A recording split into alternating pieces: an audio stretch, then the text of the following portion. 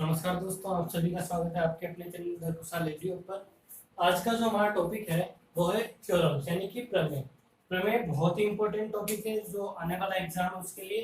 तो आज हम कुछ इंपॉर्टेंट जो थ्योरम से कुछ इंपॉर्टेंट जो प्रमेय है उनको यहाँ करना सीखेंगे। तो चलिए शुरुआत करते हैं। हम जो सबसे पहले जो सीखने वाले हैं वो है थेल्स थ्योरम यानी थेल्स प्रमेय। इसी को हम आधारभूत प्रमेय भी कहते हैं या फिर यही 6.1 थ्योरम है। इस प्रमेय में क्या है, ये प्रमेय बोलती है कि अगर त्रिभुज में कोई रेखा किसी भुजा के समांतर खींची जाए तो सिद्ध करना है कि वो दोनों भुजाओं को समान अनुपात में विभाजित करती है। That means if a line segment is parallel to a side of a triangle then it will divide the both sides of triangle in equal ratio. तो ये हमको क्या करना है, प्रूव करना है। इसमें हमको गिवन क्या है, दिया हुआ क्या है, डीई समांतर है बीसी के, यानी डीई भुजा जो है तो बीसी के समांतर है, पैरेलल है। हमको प्रूव क्या करना है कि जो डीई भुजा है ये इस भुजा को समान अनुपात में विभाजित कर रही है, यानी एडी और डीबी का जो अनुपात होगा वही किसका अनुपात होगा, एई और ईसी का। इस वजह से हमें प्रूव करना है एडी बाय डीबी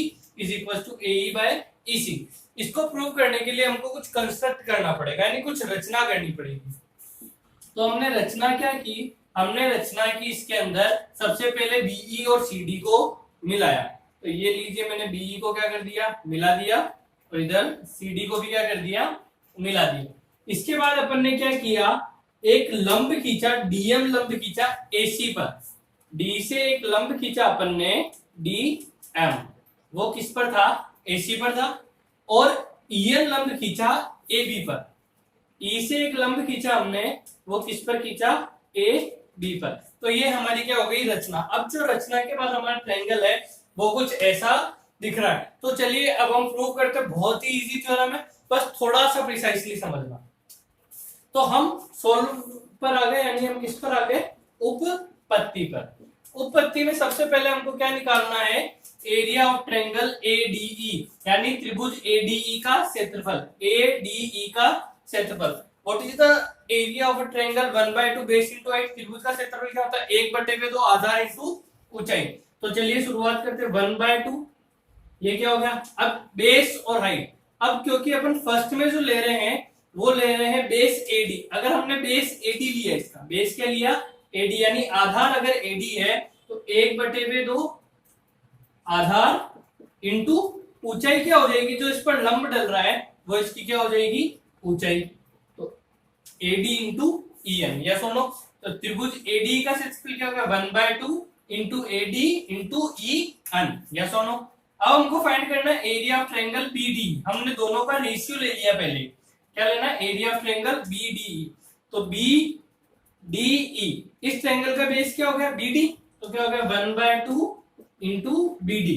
अब इसके अंदर हमको फाइंड करना है कि इसमें लंब क्या है, इसमें तो लंब किसी भी भुजा पर एक ही लंब डाला जा सकता है। तो एक बिंदु से हमने एक ही लंब डाला, तो लंब इसमें भी क्या होगा, ईएन। तो इसमें भी हमारे पास परपेंडिकुलर क्या है, ई एन। 1/2 टू 1/2 कैंसिल और ईएन टू ईएन कैंसिल, यानी area of triangle ADE bye area of triangle BDE कितना है हमारे पास, एडी बटे हुए बीडी। ये हमारे पास क्या हो गई, इक्वेशन नंबर फर्स्ट, यस और नो। अब सिमिलरली नेक्स्ट इक्वेशन में हम क्या कर रहे हैं, वापस एरिया ऑफ ट्रायंगल एडीई निकाल रहे हैं। एरिया ऑफ ट्रायंगल एडीई निकाल रहे हैं, बट इस बार जो हम बेस मान रहे हैं, जो आधार मान रहे हैं, वो किसको मान रहे हैं, एई को।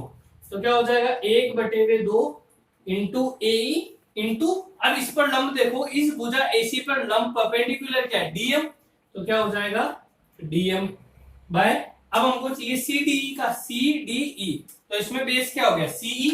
तो 1/2 इंटू सी इंटू, अब अगेन एक ही साइड पर एक ही पॉइंट से हमने परपेंडिकुलर ड्रॉ किया, तो परपेंडिकुलर पूरी साइड के लिए क्या होगा, सेम। तो क्या हो गया, DM, DM to DM cancel, 1/2 to 1/2 cancel. तो हमारे पास क्या हो गया, एई बाय ईसी। ये हमको क्या मिला, इक्वेशन नंबर 2, समीकरण 2।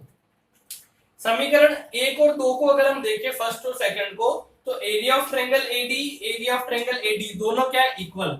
बट डिफरेंट क्या है, एरिया ऑफ ट्रायंगल बीडीई और एरिया ऑफ ट्रायंगल सीडी। अगर ये दोनों इक्वल हो जाएंगे, एरिया ऑफ ट्रायंगल बीडीई और एरिया ऑफ ट्रायंगल सीडी क्या हो जाएंगे, इक्वल हो जाएंगे, तो ये दोनों क्या, इक्वेशन क्या हो जाएगी, इक्वल। और हमको जो प्रूव करना है वो सोल्व हो जाएगा। तो चलिए हम एरिया ऑफ ट्रायंगल बीडी और एरिया ऑफ ट्रायंगल सीडी को इक्वल करते हैं, बराबर करते हैं। कैसे होगा? हमने 9th क्लास में एक प्रमेय पढ़ी थी कि यदि एक ही आधार और दो समांतर भुजाओं के बीच कोई त्रिभुज स्थित होते हैं तो उनका क्षेत्रफल क्या होता है? बराबर। If two triangles are situated between two parallel lines and on a same base then the area of both triangles are equal. तो यहाँ देखिए एरिया ऑफ ट्रायंगल बीडीई और एरिया ऑफ ट्रायंगल सीडीई, यहाँ पर इक्वल बेस क्या है हमारे पास? D, यानी दोनों जो है area of triangle BD area of triangle CD are on same base, यानी एक ही आधार पर है। और वो आधार हमारे पास क्या है? डी ई, सेम आधार है और between same parallel lines. Parallel lines क्या है? समांतर रेखा है डीई और बीसी। तो यहाँ पर पैरेलल लाइंस क्या होगी? DE and BC. यानी जब दो त्रिभुज क्या होते हैं, एक ही आधार और दो समांतर रेखाओं के बीच होते हैं तो उनका क्षेत्रफल क्या होता है? बराबर। इस वजह से एरिया ऑफ ट्रायंगल बीडी बराबर हो गया किसके? एरिया ऑफ ट्रायंगल सीडीई के। तो अब यहां से हम देखें तो इक्वेशन 1 और इक्वेशन 2 क्या होगी? बराबर। तो यहां पर क्या आ जाएगा? एडी बटेवा BD is equal to AE बटेवा ईसी, हेंस प्रूव। ये हमने क्या कर दिया? प्रूव कर दिया। तो ये थी हमारी फर्स्ट थ्योरम। चलिए अब मूव करते हैं नेक्स्ट थ्योरम की तरफ, जो है इनवर्स ऑफ थेल्स, यानी जो थेल्स प्रमेय है इसका व्युत्क्रम। जो है हमारे पास वो है इनवर्स ऑफ थेल्स थ्योरम, यानी थेल्स प्रमेय की विलोम। ये बहुत ही इजी थ्योरम है। इसमें हमको क्या गिवन है? इसमें हमको दिया हुआ है कि एडी बटे BD is equal to AE by EC, यानी दोनों भुजाओं का, दोनों साइड्स का जो रेशियो है वो इक्वल है और हमको प्रूव करना है कि डीई जो है वो बीसी के समांतर है, बीसी के पैरेलल है। ये बिल्कुल इनवर्स है क्योंकि उसमें हमको गिवन क्या था? डीई बाय बीसी, और हमको प्रूव क्या करना था? AD by BT is equal to AE by EC. But यहाँ क्या करना है? उल्टा। तो इसमें हमको अगेन एक कंस्ट्रक्शन करना पड़ेगा। कंस्ट्रक्शन के लिए हमने क्या किया? Let assume DE is not parallel to BC, यानी हमने माना कि जो ये समांतर दी हुई है भुजाएं समांतर नहीं है। तो ये समांतर नहीं है तो हमने क्या किया? DE dash parallel to BC एक साइड को ड्रॉ किया, यानी हमने एक भुजा की रचना की जो है डीई डैश, और हमने माना कि ये जो भुजा है डीई डैश ये क्या है? बीसी के समांतर है। तो आइए अब मूव करते हैं इसकी तरफ, सोल्व की तरफ। सोल्व यानी उत्पत्ति। तो अब उत्पत्ति में क्या होगा? हमको पता चल गया कि डीई डैश समांतर है किसके? बीसी के। जब डीई डैश बीसी के समांतर है तो थेल्स प्रमेय क्या बोलती है कि ये इक्वल रेशियो में डिवाइड करेगा। That means AD by DB is equal to AE dash by T dash C. ये क्या हो गई हमारे पास? Equation first. ये इक्वेशन कहां से बनाई हमने? थेल्स प्रमेय से।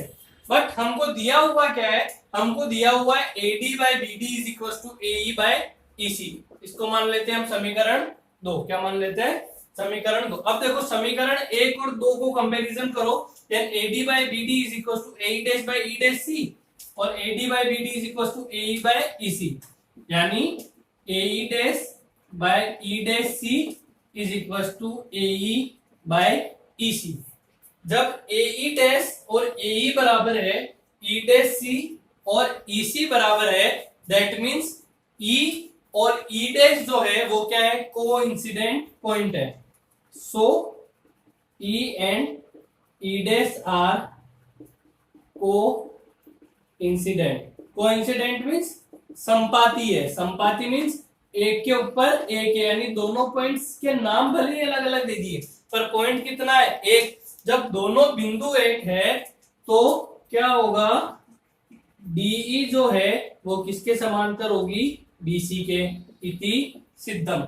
आइए अब मूव करते हैं नेक्स्ट थ्योरम की। If in two triangle corresponding angles are equal then they are similar, यानी किन्हीं दो त्रिभुजों के संगत कोण बराबर हो। क्या बराबर हो? संगत कोण। तो दोनों त्रिभुज क्या होंगे? समरूप होंगे, या इसी को ए रूल थ्योरम भी बोलते हैं। यानी ए रूल को हमको क्या करना है? प्रूव करना है। तो चलिए शुरुआत करते हैं। हमको दिया हुआ क्या है? संगत कोण बराबर। हमारे पास दो त्रिभुज triangle ABC and triangle DE, अब इनके संगत कोण बराबर है, यानी ए बराबर है डी के, बी बराबर है ई के और सी बराबर है एफ के। यानी ये संगत कोण क्या दिए हुए हमको? कोरेस्पोंडिंग एंगल्स इक्वल दिए हुए हैं। अब हमको प्रूव करना है कि दोनों जो ट्रायंगल्स है वो क्या सिमिलर है, समरूप है। समरूप कब होंगे? जब उनकी भुजाओं का अनुपात क्या होगा, बराबर।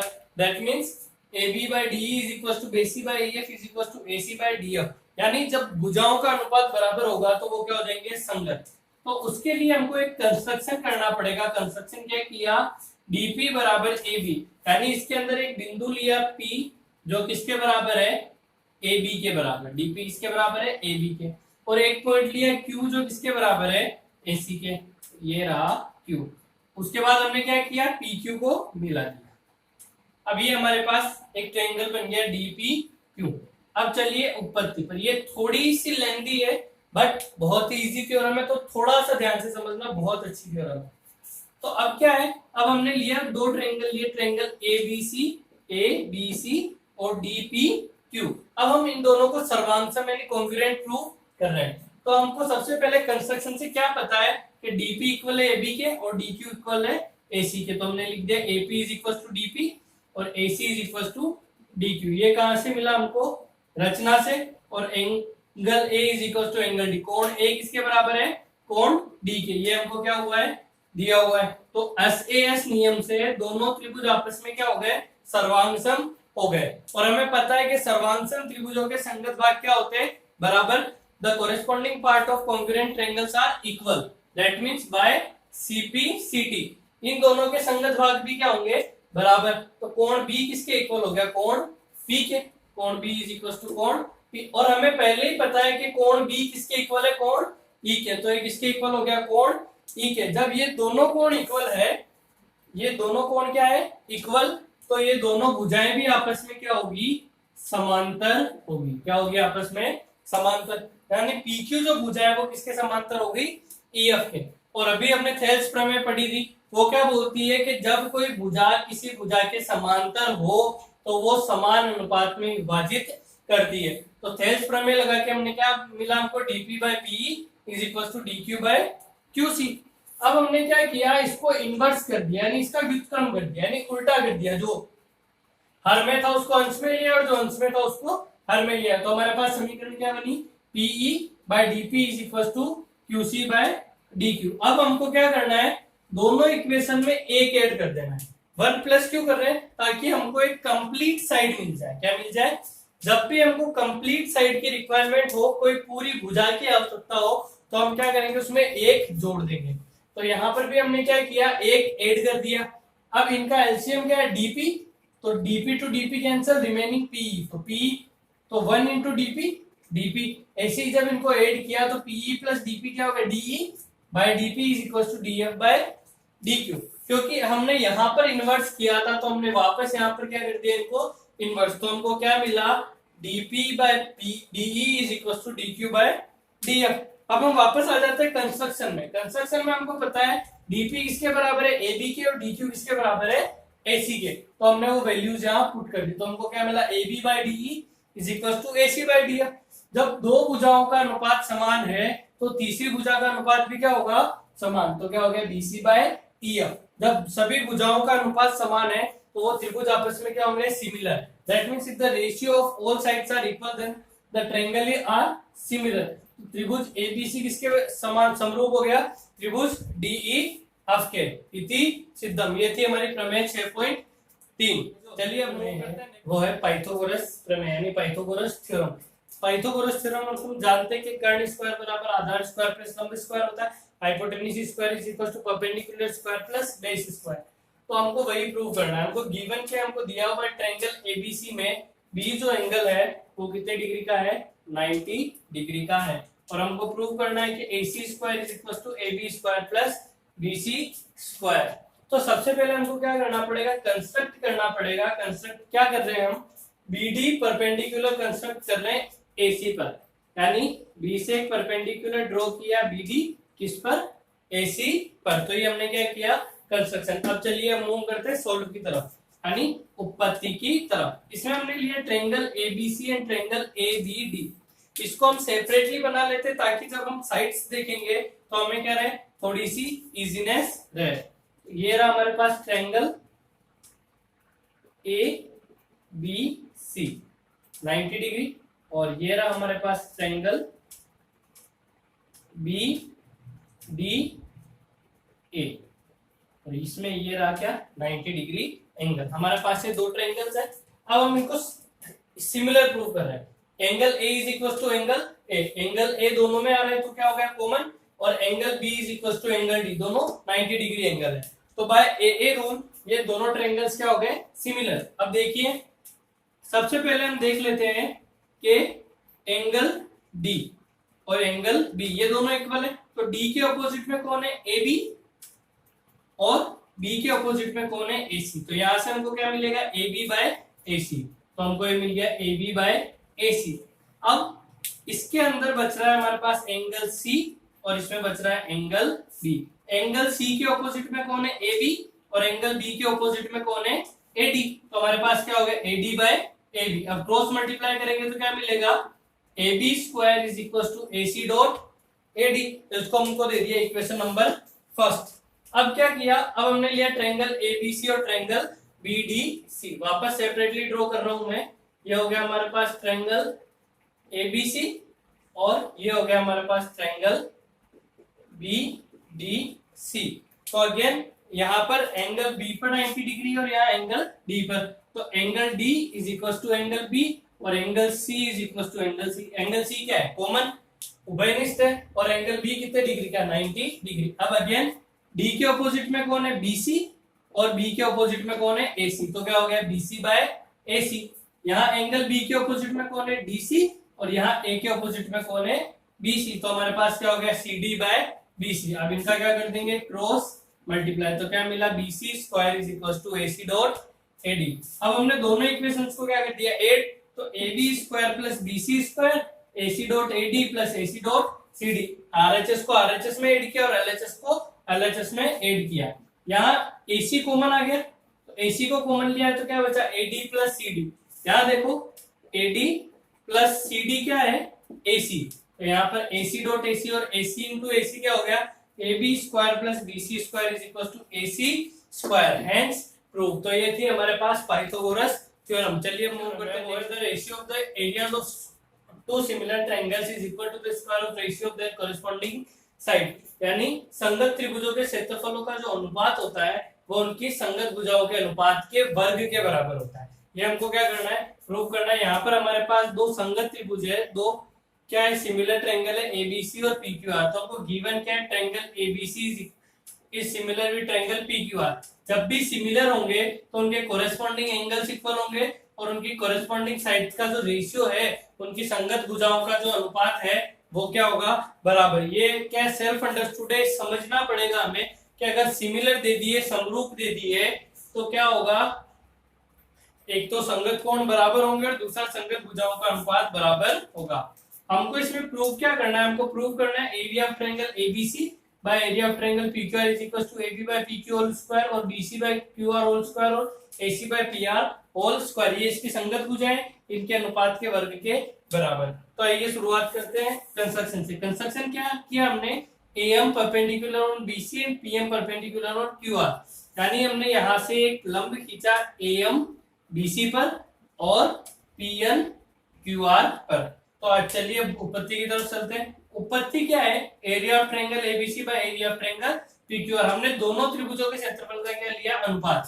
त्रिभुज का क्षेत्रफल क्या होता है 1/2 आधार इंटू ऊंचाई 1/2 बेस इंटू हाइट। तो इसका क्या हो गया 1/2, इसका बेस कितना है बीसी और इसकी हाइट यानी परपेंडिकुलर कितना है एम, बीसी इंटू एम, और सिमिलरली इसका क्या होगा 1/2 QR into PN. 1/2 to 1/2 cancel, तो हमको क्या मिला area of triangle ABC by area of triangle PQR is equal to BC into AM by QR into PN. अब हमने क्या किया, अब हमने दो ट्रायंगल लिए, ट्रायंगल एबीसी और ट्रायंगल पीक्यूएन, ट्रायंगल एबीएम और ट्रायंगल पीक्यूएन। तो सबसे पहले यहाँ पर क्या होगा angle B is equal to angle Q, दोनों क्या है कोरेस्पॉन्डिंग है, तो angle B is equal to angle Q given है हमको, और दूसरा angle M is equal to angle N, क्योंकि परपेंडिकुलर है तो दोनों एंगल कितने डिग्री के होंगे 90 डिग्री के। इस वजह से बाय ए रूल क्या हो गया, दोनों ट्रायंगल सिमिलर हो गए। जब ट्रायंगल सिमिलर है तो उनकी कोरेस्पॉन्डिंग साइड्स का रेशियो भी क्या होगा इक्वल। तो AB by PQ is equal to AM by P N. तो अब देखो A B by P Q is equal to क्या है, B C by Q R. ये हमारे पास कहां से आया, गिवन से। तो हमने यहाँ पर क्या वैल्यू पुट कर दी, A M by P N is equal to B C by Q R. Now put the value of A M by P N in equation first. ये जो ए एम बटे हुए पी एन का मान है ये हम कहा रख रहे हैं, समीकरण 1 में। तो क्या हो जाएगा, B C by Q R और A M by P N का मान भी क्या हो गया, B C by Q R. तो क्या हो गया, B C by Q R whole square. अब हमको पता है B C by Q R is equal to A B by P Q and A C by P R. तो हमने क्या लिख दिया, area of triangle A B C by area of triangle P Q R is equal to area of 1 by A B by P Q whole square, B C by Q R whole square और A C by P R whole square. Hence हमारे triangle chapter की सारी theorems. अगर आपको video पसंद आया तो like करें और सब्सक्राइब करें, और अगर कोई क्वेरी हो तो उसको कमेंट बॉक्स में ड्रॉप करें। Thank you.